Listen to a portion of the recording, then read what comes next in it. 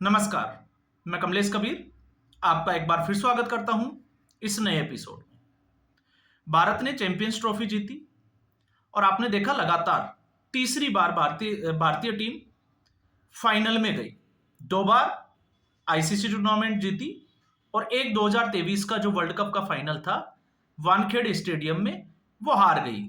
उस हार का मलाल आज तक भी जो है वो सबके दिलों में है और वो मुझे लगता है कि वो रहेगा। इसके अलावा अगर आप देखोगे तो भारतीय क्रिकेट ने हमेशा क्रिकेट फैंस को, चाहे वो कहीं भी दुनिया के किसी भी कोने में हो, सबको गौरवान्वित होने का जो है वो मौका दिया। लेकिन इस पूरे मौके पे जैसे कहते हैं ना कि एक ग्रहण सा लग जाता है। और ग्रहण कैसे लग जाता है? जब लोग इसको राजनीतिक चश्मे से देखने की कोशिश करते हैं। अब राजनीतिक चश्मे से किस तरीके से आपने देखा, सना मोहम्मद जो कांग्रेस की एक नेत्री हम कह सकते हैं उनको, उन्होंने जिस तरीके से रोहित शर्मा के ऊपर सवाल उठाए और आज वही रोहित शर्मा जो है उसके लगातार सोशल मीडिया पे फोटो जो है वायरल हो रहे हैं, जिस तरीके से वो पिच के ऊपर ट्रॉफी लेकर बैठे हैं। तो आप सना मोहम्मद और कहां रोहित शर्मा, आप जो है वो कंपेयर भी नहीं कर सकते। लेकिन सबसे बड़ी बात ये आती है कि क्या सना मोहम्मद जो है उसको रोहित शर्मा की फिटनेस से प्रॉब्लम है? नहीं। आज भी इस देश में कुछ ऐसे लोग हैं जिनको हम पाकिस्तान परस्त लोग कह सकते हैं। उनको दुख इसलिए नहीं है कि रोहित शर्मा फिट है या नहीं है, उनको दर्द इसलिए है कि पाकिस्तान जो है वो हार कैसे गया, चैंपियंस ट्रॉफी से बाहर कैसे हो गया। अब आप पाकिस्तान की किस्मत कहिए, क्योंकि हर तरीके से, चाहे वो खेल में हो, कूटनीति में हो, इकोनॉमी में हो, पाकिस्तान का जो है वो लगातार डाउनफॉल देखा जा रहा है। चैंपियंस ट्रॉफी 30 साल बाद मौका मिला, आयोजन हुआ, अरबों रुपए खर्च करके एक स्टेडियम तैयार किया गया और वो स्टेडियम जो है वो एक झांकी बनकर रह गया, क्योंकि फाइनल भारत ने उससे फाइनल का डेस्टिनेशन भी छीन लिया, स्टेडियम भी छीन लिया और फाइनल को दुबई ले गई। तो पाकिस्तान का दर्द जो है वो समझ में आता है, क्योंकि पाकिस्तान जो है वो किस तरीके से दुखी है। 4 दिन में खुद चैंपियंस ट्रॉफी से बाहर हो गया और फिर उसके बाद में फाइनल भी उसके हाथ से निकलकर दुबई शिफ्ट हो गया। और उसकी बानगी आपने देखी होगी, जब पुरस्कार जो वितरण समारोह होता है, प्रेजेंटेशन सेरेमनी होती है, उसमें पाकिस्तान का कोई भी लीडर वहां पर दिखाई नहीं दिया, जबकि पाकिस्तान इस पूरी ट्रॉफी को होस्ट कर रहा था। अब ऐसे में जब हम राजनीतिक चश्मे से देखते हैं तो राजनीतिक चश्मे से 2 तरीके से अभी ट्रोलिंग चल रही है। अब कुछ क्रिएटिव आइडिया, जैसे आपने देखा होगा जब मैंने थंबनेल में यह डाला कि भारत जीता है, आप थोड़ा संतोष रखिए, भारतीय जनता पार्टी नहीं जीती है। लेकिन लोग इसको भारतीय जनता पार्टी के साथ भी जोड़कर देख रहे हैं। और जोड़कर किस तरीके से देख रहे हैं? जिस तरीके से रविंद्र जडेजा ने विनिंग शॉट लगाया, तो लोगों का कहना है कि रविंद्र जडेजा की जो पत्नी है वो भारतीय जनता पार्टी की नेत्री है। अब वो है, पूरे देश को पता है। तो आप देखिए, गौतम गंभीर जो भारतीय जनता पार्टी के सांसद रहे और इंडियन टीम के कोच हैं, जय शाह जिन्होंने ट्रॉफी दी वो अमित शाह के बेटे हैं, भारतीय जनता पार्टी से हैं। तो अब लोगों का यह कहना है कि भारतीय जनता पार्टी ने पूरे स्टेडियम को ही हैक कर लिया, इस पूरी ट्रॉफी को जो है वो हैक कर लिया, जिस तरीके से चुनाव में उनके ऊपर आरोप लगाते हैं। तो ये तो है क्रिएटिविटी वाली बात, इसे हम क्रिएटिविटी कह सकते हैं जो सोशल मीडिया पे चलती आ रही है।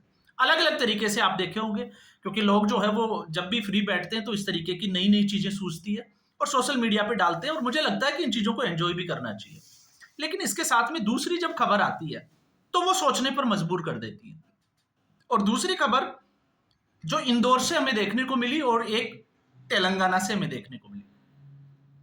आखिर ऐसा क्यों होता है कि जब भी भारत कुछ ना कुछ अच्छा करता है तो ऐसे लोगों को तकलीफ होने लग जाती है। मऊ की जो घटना है वो आज जो है वो पूरे देश को परेशान कर रही है। और परेशानी का कारण क्या है कि कुछ लोग जो है वो जश्न मना रहे थे, विक्ट्री परेड निकाल रहे थे मऊ में, और जैसे ही वहां की मस्जिद के सामने से वो गुजरने लगे तो उनके ऊपर पथराव की घटना देखने को मिली। फुटेज सोशल मीडिया पे आप देखोगे, चेक करोगे तो आपको बहुत सारे फुटेज मिल जाएंगे। अब ऐसी स्थिति में जिस तरीके से वहां के जो मौलवी हैं उनका जो स्टेटमेंट है वो स्टेटमेंट इतना कंट्रोवर्शियल है, अगर आप उसको सुनोगे तो या तो आप सिर पकड़ोगे या फिर आपको गुस्सा आएगा। अब मुझे नहीं पता ऐसे लोगों का इलाज क्या है, लेकिन जब वो ये कहते हैं कि वहां पर वो लोग जो है वो उकसावे वाली जो है वो बातें कर रहे थे, कुछ चैंट कर रहे थे, तो आप सोच के देखिए जब भारत की जीत हुई है तो आखिर जो लोग विक्ट्री परेड में शामिल हुए होंगे उन्होंने ऐसा क्या बोला होगा जिससे कि उनको गुस्सा आ गया हो, और गुस्सा भी उस समय आ गया हो जब रमजान की या जो पवित्र महीना चलता है और जब ये लोग रोजा रखते हैं, और फिर भी उसके बाद जो है वो पत्थरबाजी की घटनाओं को अंजाम देते हैं। तो आप समझ सकते हैं कि इनकी तकलीफ क्या है। इनकी तकलीफ आज भी वही है, और ये समस्या क्यों हुई, उसके पीछे कारण क्या है, हम उस पर भी आएंगे। लेकिन सबसे पहले हम समझेंगे कि ऐसा क्या हुआ होगा। तो मान लीजिए अगर उन्होंने विक्ट्री परेड निकाली होगी तो या तो भारत जिंदाबाद के नारे लगाए होंगे, भारत माता की जय बोली होगी, यही तो बोला होगा। इसके अलावा आप क्या सोच सकते हैं कि क्या बोल सकते होंगे? अगर क्रिकेट के मैच के जीतने की खुशी और चैंपियंस ट्रॉफी के जीतने की खुशी है तो इससे ज्यादा मुझे नहीं लगता कि कुछ बोला होगा। और जब मौलवी ये कहता है कि क्या उन्होंने परमिशन ली थी, तो क्या आपको जश्न मनाने के लिए भी जो है वो परमिशन लेनी पड़ेगी जब भारत चैंपियन बना हो? आप सोच के देखिए कितने लोग वहां से जाएंगे। अब ज्यादा करके 10 बाइक चली गई होगी, 20 चली हो गई होगी, 30 चली हो गई होगी। लेकिन बड़ा सवाल यह है कि उन्होंने उकसावे वाली ऐसी कौन सी बात बोली होगी, भारत माता की जय, या बोल दिया होगा जय श्री राम के नारे। तो आप सोच के देखिए, ये उन्होंने उकसावे वाली बात की लेकिन अचानक से वहां पे पत्थर आ जाते हैं। ये एक बड़ा जो है वो रहस्यमयी चीजें हैं जो इस देश में कुछ सालों से घटती हुई देख रहे हैं हम लोग। क्योंकि वैसे तो 40-50 साल से हम देख ही रहे हैं, सुन रहे हैं, लेकिन अब जब हम समझदार हुए हैं तब से हम ये घटनाएं देख रहे हैं। तो ये स्थिति जो है वो भारत में ही हो सकती है।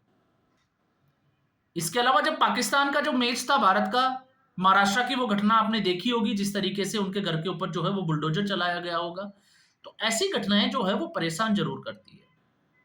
अब ये समस्या, तो इस समस्या की जड़ में अगर आप जाओगे तो इसकी देन कौन है?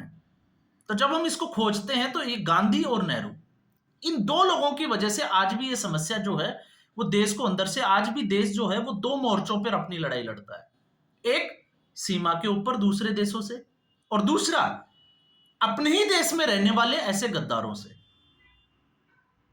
जिनको भारत अगर कोई कीर्तिमान हासिल करता है तो उनको दिक्कत होती है। इन लोगों से दो मोर्चों पर भारत लड़ाई लड़ रहा है। और आज भारत के इतना पीछे होने का कारण भी जो है वो मुझे लगता है कि सबसे बड़ा कारण तो यही है।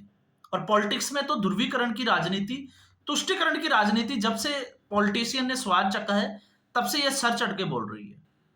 और सर चढ़ के कैसे बोल रही है आपने देखा होगा। विनेश फोगाट जब फाइनल में हार गई तो वो किसकी गलती थी?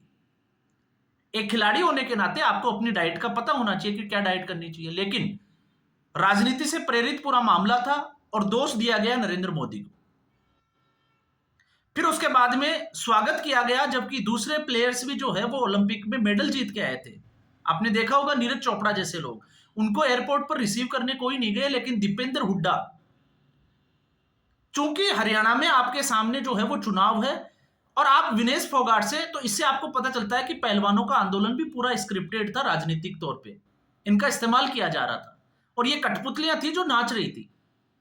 और फिर उसके बाद में उनकी हार के बाद एक विक्ट्री परेड निकाली जाती है, लेकिन उससे देश को आप क्या मैसेज देने की? दीपेंद्र हुड्डा एयरपोर्ट पर जाते हैं। तो ऐसा नहीं है कि इसी में मैं एक पॉलिटिकल पार्टी होने के नाते कांग्रेस पार्टी की भी बात कर रहा हूं और मैं एक समुदाय विशेष के लोगों की भी बात कर रहा हूं। तो ये जो है वो स्थिति, और इसके पीछे गांधी और नेहरू, और वो इसलिए जिम्मेदार है क्योंकि पहले तो भारत देश का बंटवारा जो है वो जिन्ना के कहने के ऊपर धर्म के आधार पे क्यों हुआ। और जब सच्चाई आप ढूंढोगे, इतिहास जब आप पढ़ोगे, तो फैक्ट्स जब आपको सामने आएंगे तो आपकी आंखें खुल जाएगी। फैक्ट्स ये है कि मोहम्मद अली जिन्ना को सेक्सुअल ट्रांसमिट डिजीज थी और उसके यूनानी डॉक्टर को पता था। मुलाकात होती है गांधी से, गांधी को बताया जाता है बाकायदा कि जिन्ना को जो है वो भारत का प्रधानमंत्री बना दिया जाए, क्योंकि ये ज्यादा समय तक 6 महीने से ज्यादा जीवित नहीं रहेंगे, और उसके बाद में नेहरू को प्रधानमंत्री बना दिया जाए। तो भारत के टुकड़े होने से बचा जा सकता है। लेकिन एक प्रधानमंत्री बनने की जो महत्वाकांक्षा उस वक्त हावी थी, और इस कदर हावी थी कि जो लॉर्ड माउंटबेटन, अगर वो हिमाचल में अपनी छुट्टियां भी मना रहे हैं 8 से 10 दिन तक, तो नेहरू जो है वो वहां पर क्या कर रहे थे, आप सोच के देखो। और मैं नहीं कर रहा, आप पढ़िए माउंटबेटन की जो बेटी है, एडविना की जो बेटी है, उसकी किताब। उस बुक को जब आप पढ़ोगे तो आपको पता चलेगा कि आखिर ये माजरा क्या था, किस तरीके से माउंटबेटन के ऊपर जो है वो पकड़ बना रखी थी कि प्रधानमंत्री तो मुझे ही बनना है किसी भी सूरत में। और हुआ क्या, पाकिस्तान का धर्म के आधार पर बंटवारा हुआ। लेकिन एक समस्या जो सबसे बड़ी जो है वो आज की, एक जिसको कहते हैं कि गलत डिसीजन जो आज की समस्या बना हुआ है, कि इन लोगों के लिए एक अलग देश बनाया जाए, लेकिन फिर भी जो लोग यहां रहना चाहते हैं वो यहां रहे। तो वो लोग यहां रह तो गए किसी भी कारण से, लेकिन आज भी उनका दिल जो है वो उस तरफ के लिए जो है वो धड़कता है।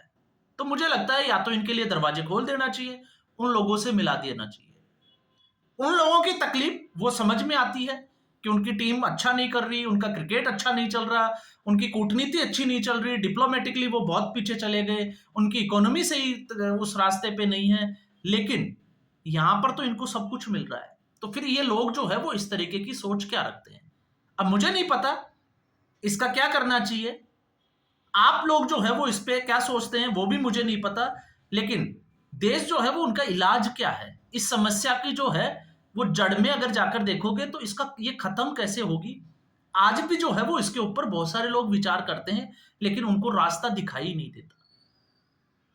जिस देश में खुद की सेना के ऊपर पत्थरबाजी की घटनाएं होती हो, और उन पत्थरबाजों के लिए जेएनयू में नारे लगते हो, उनको शहीद बता दिया जाता हो आतंकवादियों को, तो आप सोच के देखिए कि उस देश की समस्याएं कितनी बड़ी होगी।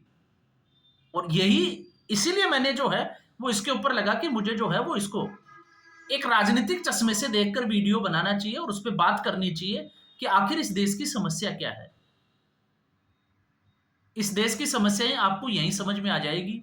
और ऐसा नहीं है, ये तो एक घटना जो एक जिसमें बहुत सारी बाइक गाड़ियां जला दी गई, पत्थरबाजी की घटना हुई, इसलिए ये घटना जो है वो हाईलाइट हो गई। लेकिन और भी कई जगह पे, तेलंगाना से भी ऐसी खबर थी कि जश्न मनाने वालों के ऊपर लाठीचार्ज किया गया। वहां पर हम थोड़ा सा ये समझ सकते हैं कि कानून व्यवस्था को लेके, लेकिन सवाल तो फिर जो है वो वहीं खड़े रह जाते हैं आके कि आखिर ऐसा इस देश में ही क्यों। तो आज के एपिसोड में बस इतना ही। उम्मीद करूंगा और आपके विचार जरूर जानने की कोशिश करूंगा। तो आज के एपिसोड में एक बार फिर मैं यही कहूंगा, बस इतना ही। फिर एक नए मुद्दे के साथ नए एपिसोड में हाजिर होंगे। और अगर आपको वीडियो अच्छा लगे तो वीडियो को लाइक करें, शेयर करें, चैनल जरूर सब्सक्राइब करें। धन्यवाद।